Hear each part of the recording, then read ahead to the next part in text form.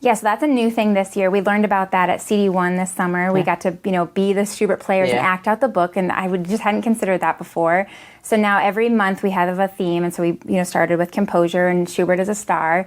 And so we had staff, kind of more the specialists, because teachers are sitting with their classes, and the specialists are willing to play each of the characters. And we have our assistant principal be Shubert, and then our principal, Sandy Mummy, reads the book for everyone, and everybody's the same character each time.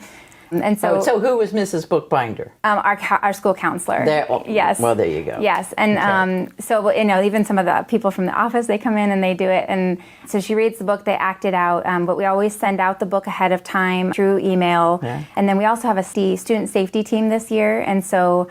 This is really cool because they wear these little safety vests, and their job for the month is to support their class or whoever they see in the hallway and being safe. So sometimes you'll see them reminding other kids to breathe or to go to the safe place or just to walk so they don't fall or bump into some. So that's their, and then they also perform at the assembly. They do a song, so they did Be a Star for the Shubert, that one. So we do a Brain Smart Start with our assembly. We always sing our school family song. We breathe, we do a connection, and then we commit.